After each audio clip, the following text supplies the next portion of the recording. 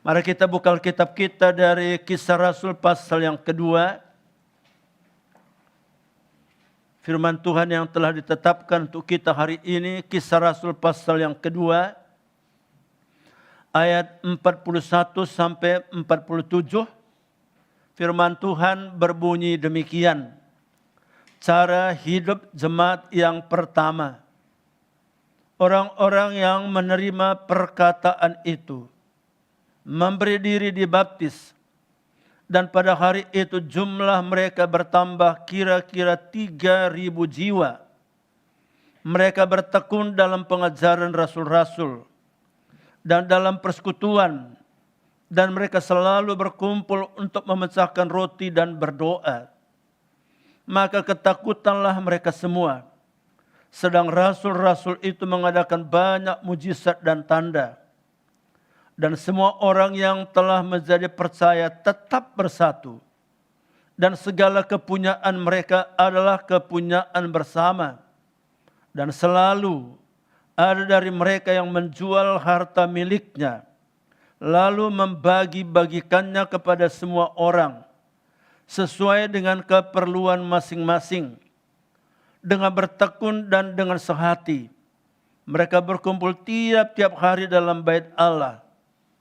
Mereka memecahkan roti dan di rumah masing-masing secara bergilir, dan makan bersama-sama dengan gembira dan dengan tulus hati, sambil memuji Allah. Dan mereka disukai semua orang. Dan tiap-tiap hari Tuhan menambahkan jumlah mereka dengan orang yang diselamatkan. Bapak Ibu yang diberkati Tuhan, berbicara tentang teladan atau keteladanan, hal yang sangat menentukan bagaimana orang percaya kepada Tuhan Yesus. Paulus, seorang yang telah berjumpa dengan Tuhan dan mengalami karya Tuhan dalam hidupnya, memberikan sebuah pernyataan. Dengan demikian aku jadi contoh. Dengan demikian aku jadi teladan. Jadi kalau kita baca dalam 1 Timotius pasal 1, ayat 15 dan 16, ayat yang sangat terkenal. Paulus katakan apa? Perkataan ini benar dan patut diterima sepenuhnya. Kristus Yesus datang ke dunia untuk menyelamatkan orang berdosa.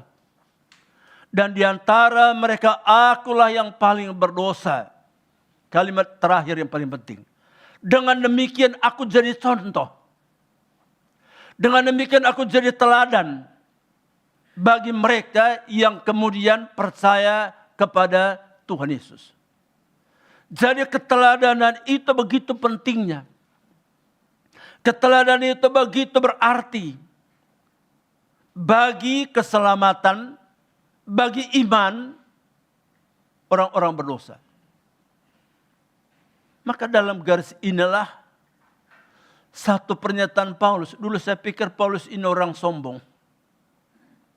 Karena Paulus katakan apa? Turutilah teladanku. Itu satu ungkapan dalam 1 Korintus pasal yang keempat. Ayat 16. Dengan gamblang, dengan tegas Paulus katakan apa? Turutilah teladanku. Maka sebagian pujian kita tadi menjadi pelayan. Menjadi alat. Membutuhkan, menuntut namanya sebuah keteladanan. Kalau kita baca lagi satu ungkapan Paulus yang sangat menakjubkan. Dalam 1 Korintus pasal 4 ayat 6 Paulus katakan apa? Dari teladan kami kamu belajar. Dari contoh, dari teladan kami kamu belajar.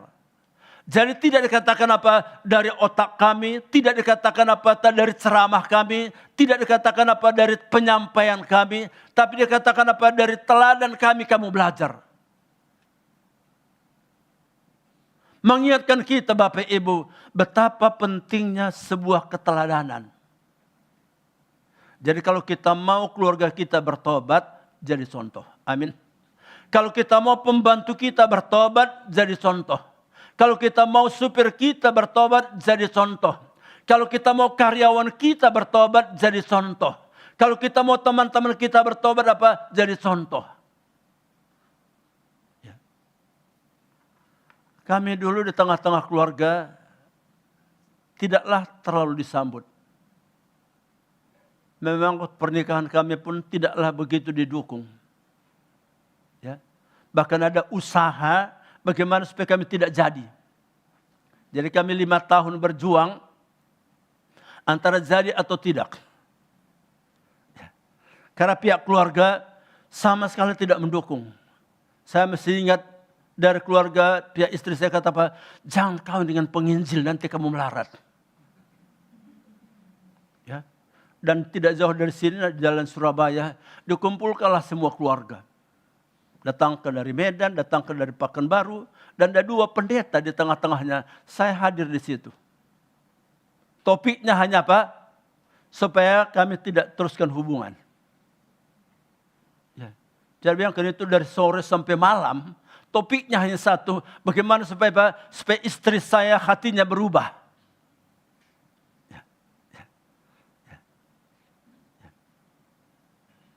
Tapi bersyukur. Sekali lagi saya katakan keteladanan. Ya, ya. Pada waktu kami menikah, tidak dianggap. Karena pikir apa? Penginjil. Ya. Tapi keteladanan. Dan saya melihat keteladanan itu, ya, saya bukan membanggakan diri. Ya. Dari 5 istri saya kakak beradik, sayalah anak mantu sekarang yang paling dibanggakan. Yang paling disayangi. Karena apa? Karena keteladanan. Jadi ingat Bapak Ibu, turuti teladanku. Dari teladan kami kamu belajar. Jadi bukan dari ceramah kita orang belajar, bukan dari kepintaran kita orang belajar, tapi dari keteladanan. Kami sekarang di rumah cukup ramai, sudah 3 minggu ini. Ya. Ada 17 calon-calon pendeta. Ya. Ada dari Batu, ada dari Kalimantan Barat, ada Tanjung Enim. Jadi sekarang kami penuh di rumah. Ya. 17 tambah kami 3, jadi 20 orang. Ramai, tiap pagi, jam 5 pagi kita persekutuan ramai sekali. Ya. Ya. Saya katakan kepada mereka, di tengah-tengah kita 2 orang, berdiri dulu ini dari calon pendeta kita dari Kalimantan Barat. Ini ya, satu akan melanjutkan tugasnya ke Pulau Buru. Ya. Jadi kami tiap pagi bersekutu. Saya katakan apa? Apa artinya otakmu pintar? Engkau nanti akan sarjana. Tapi kalau tidak jadi contoh, sarjanamu tidak ada artinya. Kalau tidak jadi contoh, gelarmu tidak ada artinya. Maka Paulus kata apa? Dari teladan kami. Jadi kalau kita rindu orang lain bertobat, pastikan hari ini aku jadi contoh. Kalau kita mau tetangga kita bertobat apa? Aku jadi contoh. Bapak Ibu. Ya. Itulah yang kita lihat dari jemaat mula-mula. Dikatakan apa? Mereka disukai oleh semua orang. Dan tiap-tiap hari Tuhan menambahkan jumlah apa? Jumlah apa? Saya senang kata apa? Tuhan tambahkan jumlah orang yang diselamatkan. Jangan bangga tiap hari tambah jumlah orang Kristen. Tambah jumlah orang yang diselamatkan. Karena apa? Keteladanan. Dan mari kita mencoba melihat teladan apa yang kita temukan dari jemaat mula-mula. Teladan yang pertama. Kita baca dalam Kisah Rasul pasal yang kedua. Ayat yang 41 dan 42. Orang-orang yang menerima perkataannya itu memberi diri dibaptis. Dan pada hari itu jumlah mereka bertambah kira-kira 3.000 jiwa. Mereka bertekun dalam pengajaran rasul-rasul. Perhatikan apa? Pengajaran rasul-rasul. Ini jelas adalah firman Tuhan. Jangan berdoa, Tuhan pakai aku menjadi alatmu, kalau kita tidak tekun dalam pengajaran rasul-rasul. Kata tekun dalam pengajaran rasul-rasul bukan membuat otak kita hebat. Bukan membuat kita pintar. Tapi bagaimana firman Allah itu mengubah gaya hidup kita, cara hidup kita, karakter kita, tabiat kita. Itu artinya di sini kuat dalam pengajaran rasul-rasul. Bukan untuk menjadi orang yang pintar. Tapi menjadi orang yang mengalami perubahan. Mengalami dibentuk menjadi pribadi yang berkenan di mata Tuhan, menjadi pribadi yang hidup bersih di hadapan Tuhan. Ya. Karena kalau kita baca dalam Injil Yohanes pasal yang ke-15, khususnya ayat yang kedua dikata apa? Kamu memang sudah bersih, kamu memang sudah layak, kamu memang sudah berkenan oleh karena apa? Oleh karena firman Tuhan.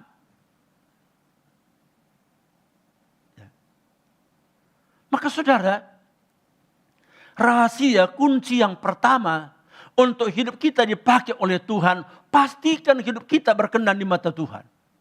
Amin. Pastikan hidup kita bersih di mata Tuhan. Pastikan hidup kita layak di mata Tuhan.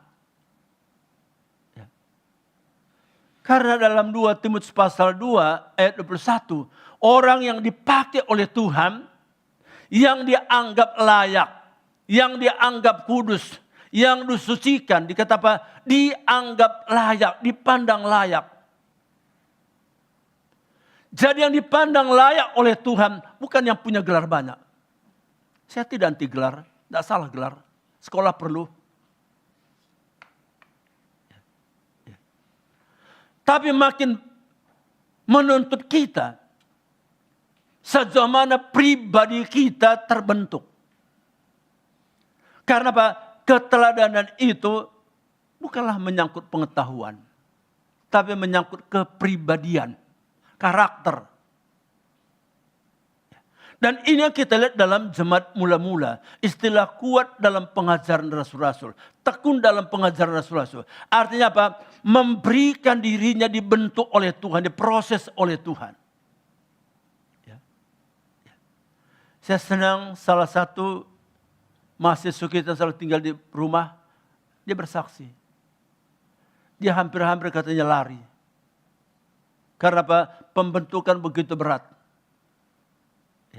Tapi saya katakan apa? Jangan mengharap hidupmu dipakai Tuhan kalau tidak siap diproses. Harus dia dibentuk. Ya. Ya. Saudara, itu yang pertama, kuat dalam pengajaran, tekun dalam pengajaran. Artinya apa? Merelakan diri kita, menyediakan diri kita untuk dibentuk oleh Tuhan. Maka satu pujian tadi itu doa Daud. Yang diambil dari Mazmur 139. Selidikilah aku, kenalah aku, lihat aku. Adakah jalanku serong? Ya.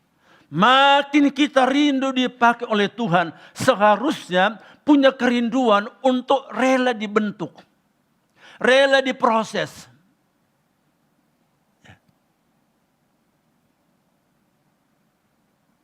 Maka Bapak Ibu yang diberkati oleh Tuhan.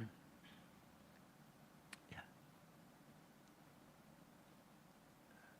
Janganlah cari ayat-ayat yang cocok kita rasa. Betul. Janganlah cari ayat-ayat yang kita senangi. Maka saya tidak terlalu suka itu ayat mas. Ayat masnya apa? Mazmur 23 ayat pertama, Tuhanlah gembalaku yang baik.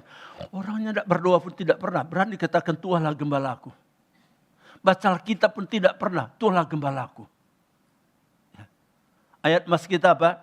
Kejadian 1 sampai Wahyu 22, amin. Amin. Jadi kalau orang tanya apa ayat emasnya, ayat emas saya Kejadian 1 sampai Wahyu pasal 22. Ya. Karena 2 Timotius pasal 3, 16 apa? Segala tulisan yang diilmukan Allah bermanfaat. Jadi jangan saudara, wah pendetanya hebat. Tapi apa? Diberkatilah bisnismu, diberkatilah rumah tanggamu, tapi jangan korek dosamu. Dan sekarang sudah tahu pendeta paling laku apa? Yang buat jemaat senang. Yang khotbahnya buat orang senang. Ya. Bersyukurlah.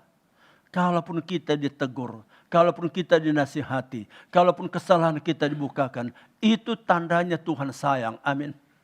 Karena Roma 5 ayat 20 katakan apa? Makin terbuka dosa, makin terbuka anugerah Allah. Makin terbuka dosa, itu tandanya Tuhan sayang. Ya. Jadi kalau Stephen Tong katakan apa? Bersyukurlah kalau engkau tidak sanggup lagi menyembunyikan kegagalan. Bersyukurlah kalau engkau tidak sanggup lagi untuk menutupi dosa. Karena berdasarkan Roma 5:20 itu, makin terbuka dosa, makin terbuka kesalahan, makin kita temukan kekurangan, makin terbuka anugerah Tuhan. Itu namanya tekun dalam pengajaran rasul-rasul. Ya. Jadi orang bilang, oh makasih Pak, saya sudah 6 kali baca Alkitab dari Kejadian sampai Wahyu, sekarang puji Tuhan. Tiap hari katakan apa, baca 5 pasal, puji Tuhan. Tapi bukan soal banyaknya kita baca pasal. Tapi sejauh mana firman Allah itu membentuk kepribadian kita. Sejauh mana firman Allah itu membentuk diri kita untuk makin berkenan kepada Tuhan. Itulah keteladanan.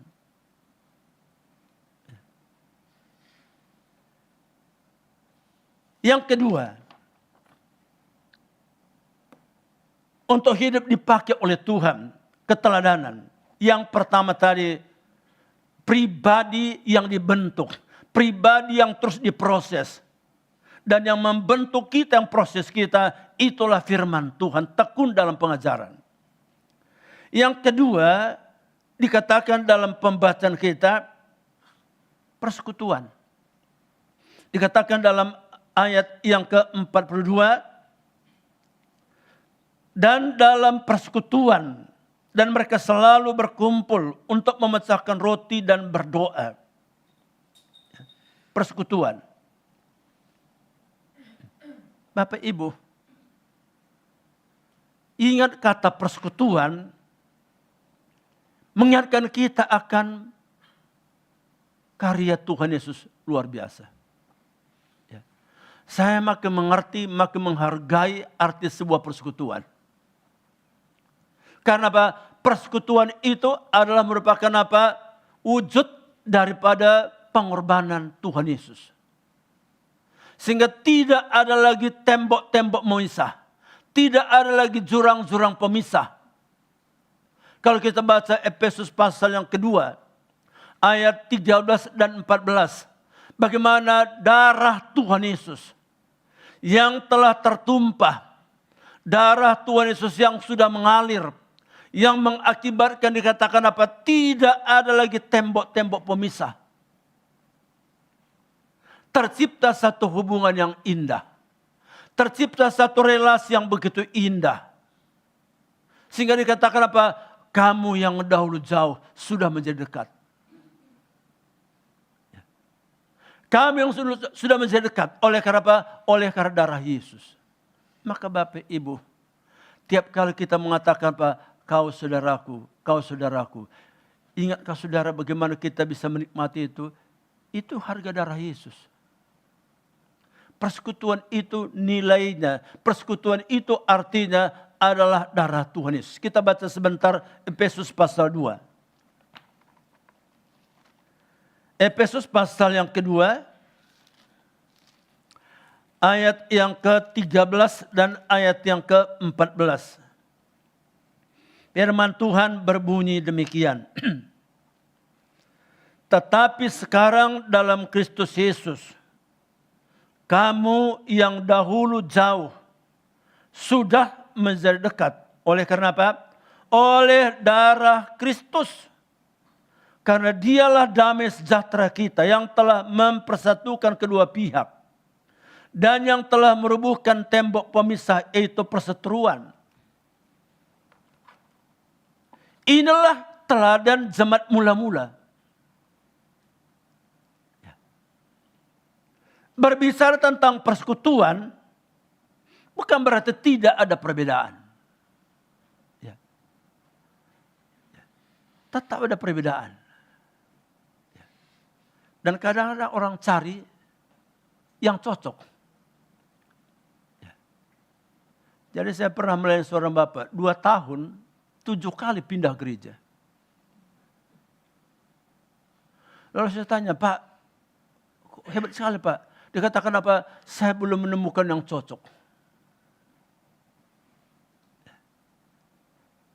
Apa sih pengertian cocok? Bagaimana sih yang cocok? Saya katakan jangankan majelis yang cocok, jangankan jemaat yang cocok, jangankan pendeta yang cocok. Orang suami istri saja banyak tidak cocok.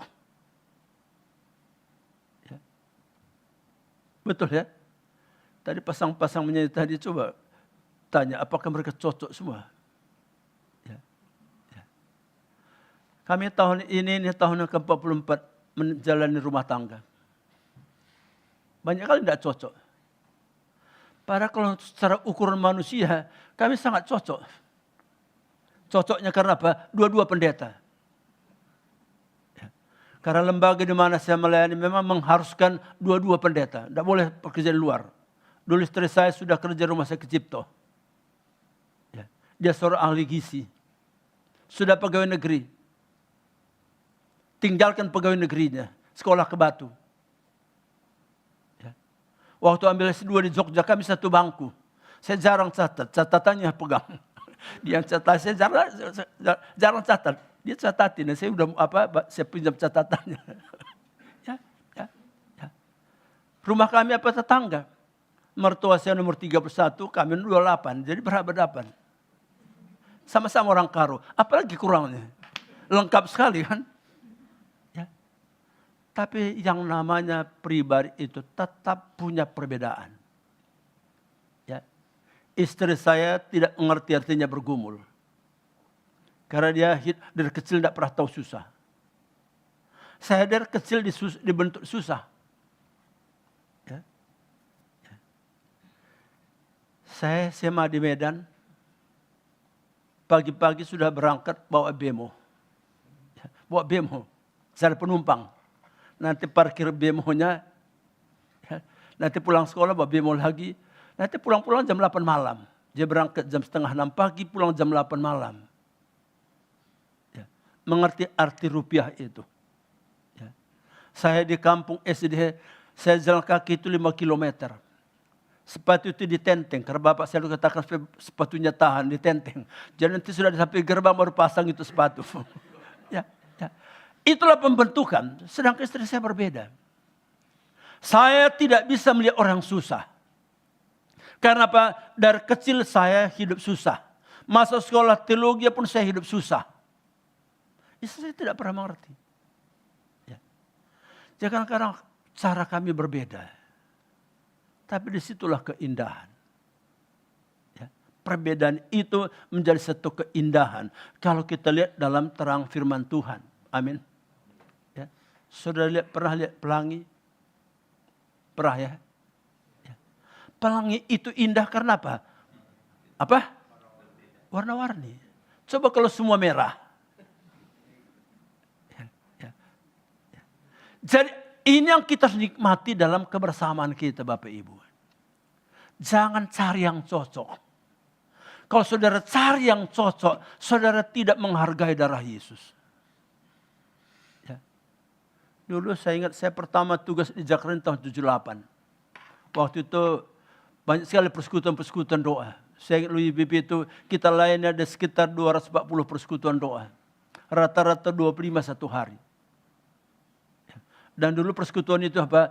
Kalau persekutuan biasa yang punya rumah itu berdoa dengan hamba Tuhan. Buat kelompok-kelompok.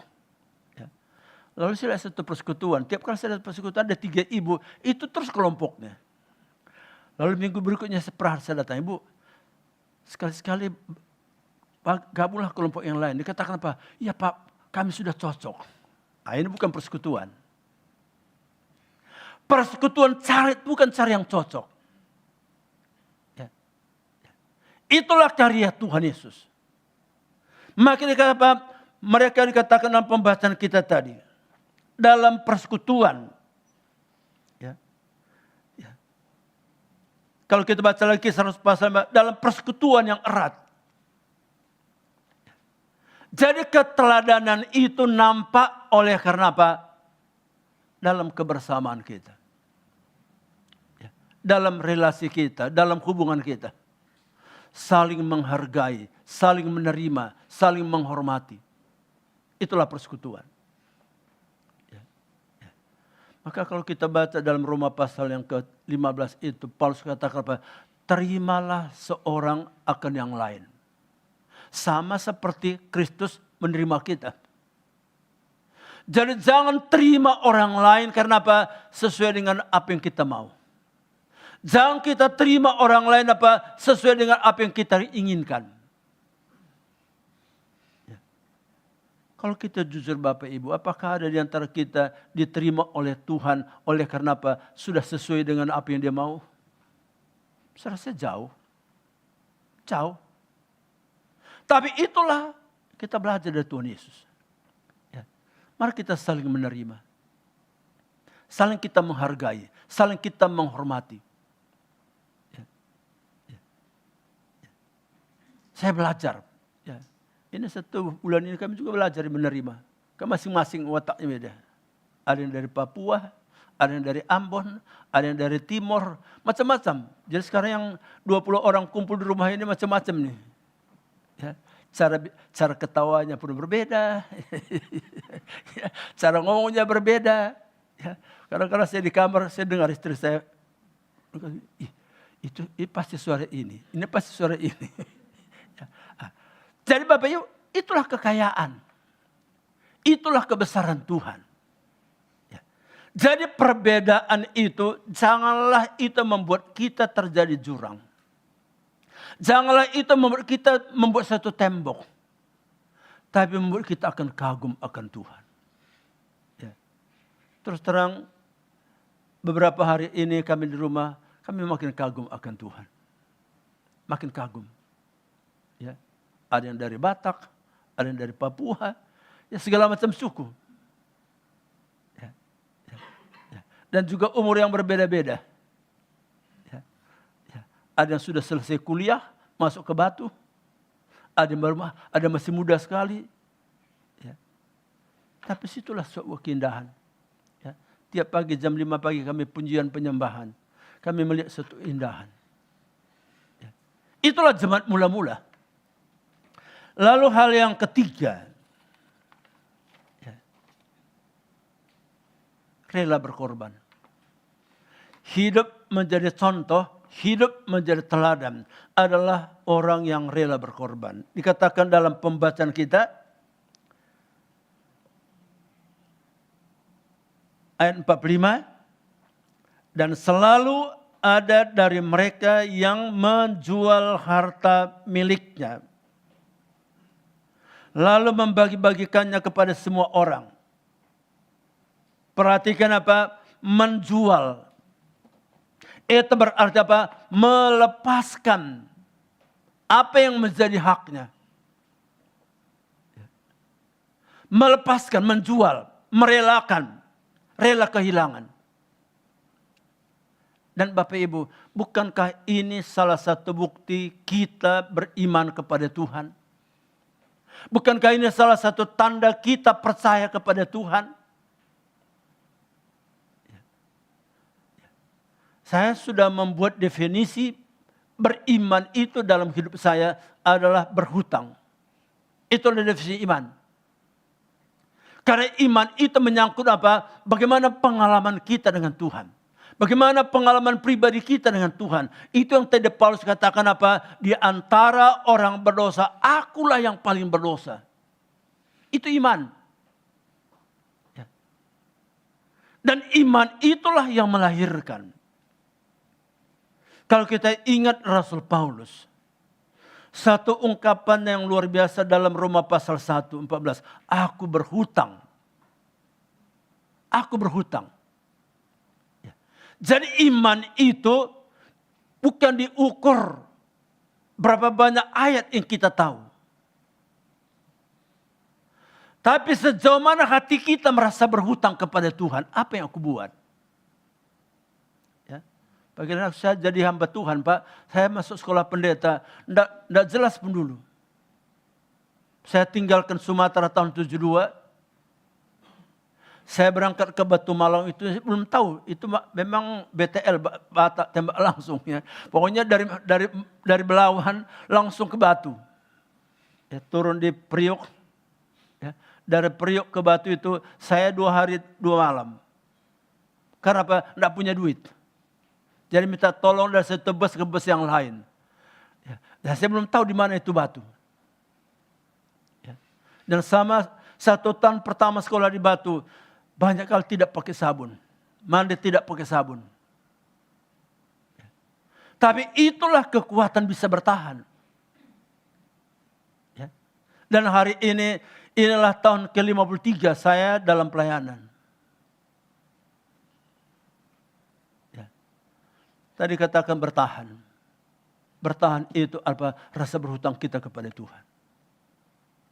Orang hanya bisa bertahan kalau dia punya rasa berhutang kepada Tuhan. Bapak Ibu, itulah jemaat mula-mula. Menjual, melepaskan. Yang seharusnya bisa dia nikmati. Yang seharusnya bisa dia nikmati.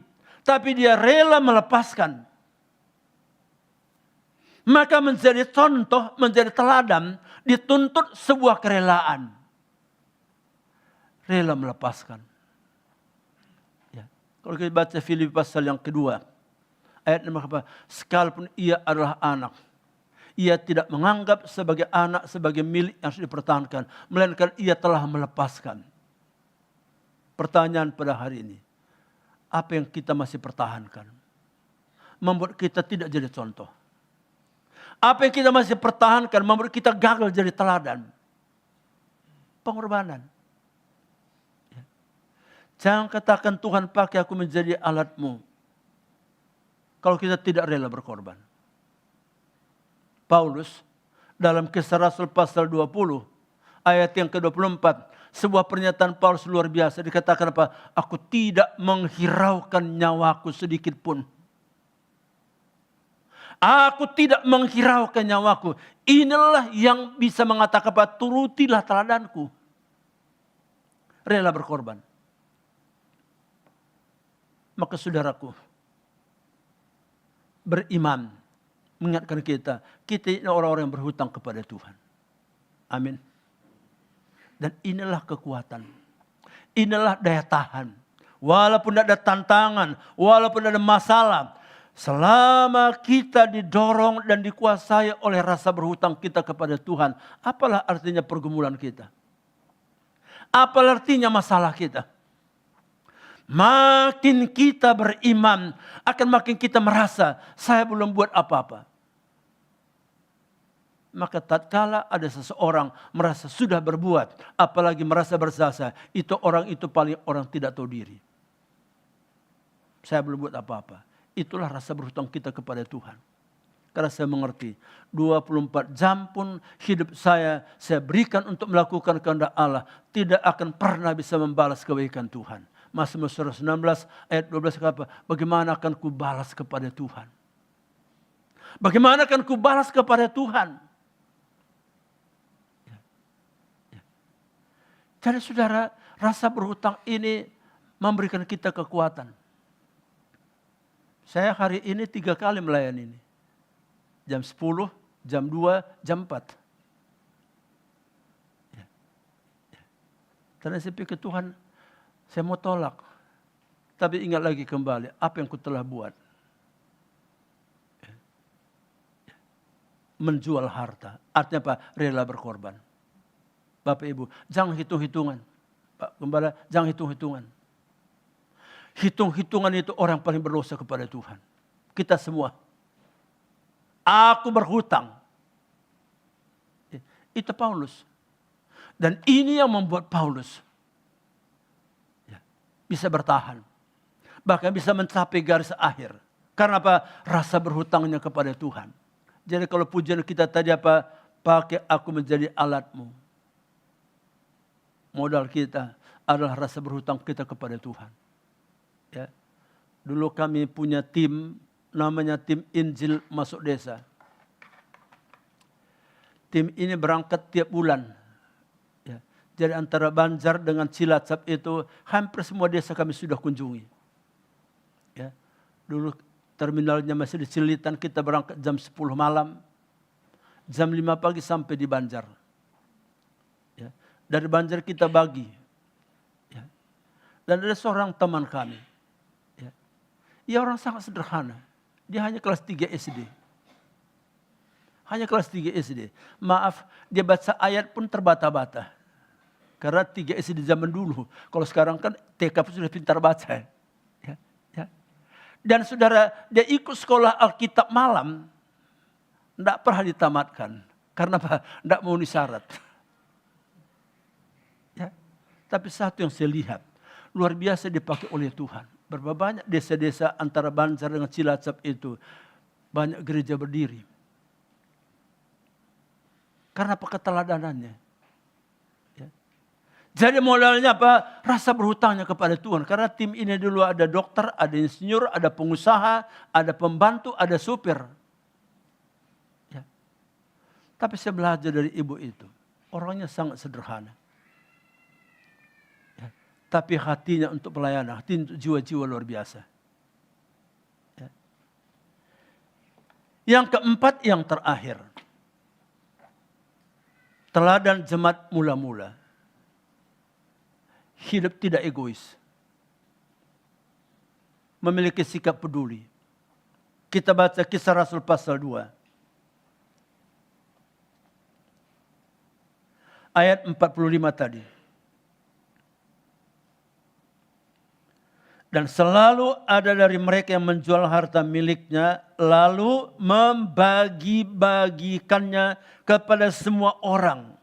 Sesuai keperluan masing-masing. Garis bawahi, membagi-bagikan. Ini artinya apa? Sikap peduli. Memiliki sikap peduli. Itu adalah teladan. Dan saya percaya Bapak Ibu, disinilah kebahagiaan sebuah hidup. Ya. Maka dikatakan dalam Filipi pasal yang kedua, ayat yang keempat. Saya rindu ayat ini kita baca bersama-sama. Filipi pasal 2, ayat yang keempat. Bagaimana menjadi teladan? Filipi 2 ayat yang keempat. Sama-sama kita bacakan. 1, 2, 3.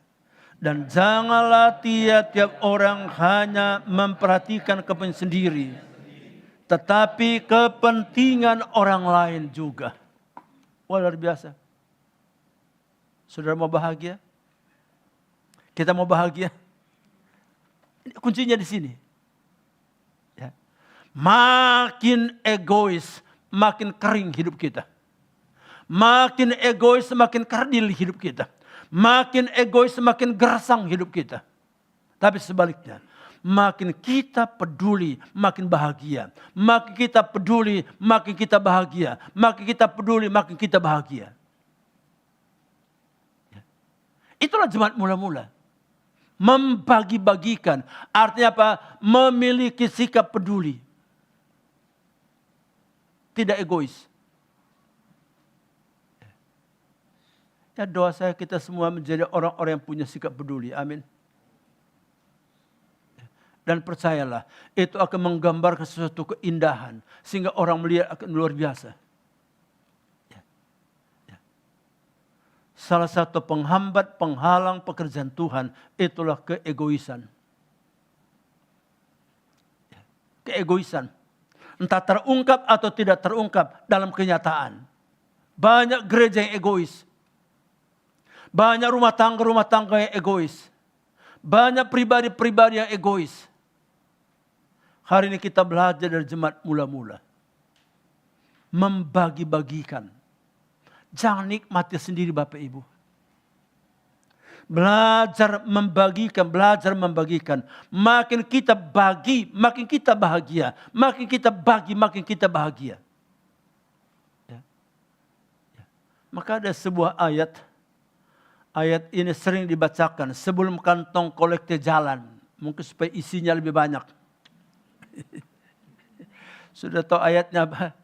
Adalah terlebih bahagia memberi daripada menerima. Adalah terlebih berkat memberi daripada menerima. Ya, ya. Dulu pertama tugas di Manado, saya bingung, kantongnya kok 4. Ya. 4 sekali jalan, 2 kanan 2 kiri, tangan kita hanya 2 kan. Ya, ya. Pastilah maksudnya apa? Supaya isinya lebih banyak. Ya. Lalu suatu hari saya tanya lah pendeta kenapa saya buat kantongnya 4? Memang itu sudah kebiasaan kami Pak. Dari dulu sudah turun-temurun katanya. Lalu saya katakan begini, entah turun-temurun pastilah maksudnya pastilah supaya isinya lebih banyak. Tapi saya katakan kalau dari kantongnya 1 mungkin lebih banyak daripada kantongnya 4. Kalau kantongnya 1 mungkin dia kasih 500. Tapi kalau kantongnya 4 yang 500 tadi tukar 100. Sisa 100. Bukan soal kantong. Tapi itu Pak, sikap peduli. Kebahagiaan itu adalah sikap peduli kita. Jadi saya ingatlah khutbah pendeta tanggal 1 Desember 83 pada itu kami diberkati pernikahan. Salah satu gereja di kota Medan. Khutbahnya pendeta yang sangat sederhana. Dia katakan apa? Saudara sastra, kalau kau mau menjadi suami yang berbahagia, berjuanglah bahagiakan istrimu. Kita mau bahagia? Kita mau bahagia para suami? Jangan cari bahagia, maka saudara cari, maka tidak ketemukan. Tapi makin kita bagi, kita makin nikmati. Ya, ya. Dan itulah kami nikmati sampai hari ini. 43 tahun menjalani pernikahan. Saya bersyukur, belum sekalipun saya menyesal. Mengapa dia jadi istriku? Ya, ya. Lalu saya tanya istri saya, kami tiap tanggal 1 Desember itu kami evaluasi. Setahun kita sudah lewati lagi. Jadi kami saling terbuka. Ada tidak sesuatu yang buat tahun ini kau menyesal? Terbuka. Dan puji Tuhan, dua-dua belum pernah menyesal. Dan saya harap sampai Tuhan panggil nanti tidak menyesal. Dan juga saya harap di sini tidak ada yang menyesal. Mengapa dia jadi suamiku? Amin. Kalau ada yang menyesal, hari minta ampun kepada Tuhan. Karena apa? Masih ada egois. Membagi-bagikan. Jadi jangan saya pikir apa yang aku dapat. Tapi apa yang aku buat. Dan inilah kekuatan Paulus. Ya. Salah satu pernyataan Paulus. Filipi 1:25. Paulus kata apa? Dalam keyakinan inilah sekarang aku tahu. Aku ada di tengah-tengah kamu. Aku ada bersama-sama kamu. Supaya kamu makin maju. Supaya kamu bersuka cita. Itulah teladan. Kehadiran yang mendatangkan sukacita. Amin. Kehadiran yang membatangkan kekuatan, membangkitkan semangat, membangkitkan dorongan. Kiranya ini semua kita bertekad seperti ini. Kalau tidak, saudara tidak tahan. Tapi kalau kita bertekad, saya ada di sini untuk membuat orang lain maju. Saya ada di gereja ini membuat orang lain bersukacita. Apa kita tidak bahagia? Beda seperti Bapak tadi, 2 tahun pindah 7 kali. Karena apa? Cari yang cocok. Itu egois. Makin egois, makin tidak bahagia. Makin egois, hidup kita tidak jadi saksi. Maka hidup jadi teladan. Mari kita terus miliki sikap peduli. Amin. Suami peduli kepada istri. Istri peduli kepada suami. Gembala peduli kepada jemaat. Jemaat peduli kepada gembala. Masing-masing kita punya sikap apa. Apa yang aku buat. Apa yang aku buat. Apa yang aku buat. Bahagia hidup kita. Tapi makin kita menuntut. Makin tidak mendapatkannya. Itulah sebabnya dikatakan dalam pembacaan kita. Jelas firman Tuhan. Mereka disukai oleh semua orang. Dan tiap-tiap hari Tuhan menambahkan jumlah orang yang diselamatkan. Ya, itu juga doa kita.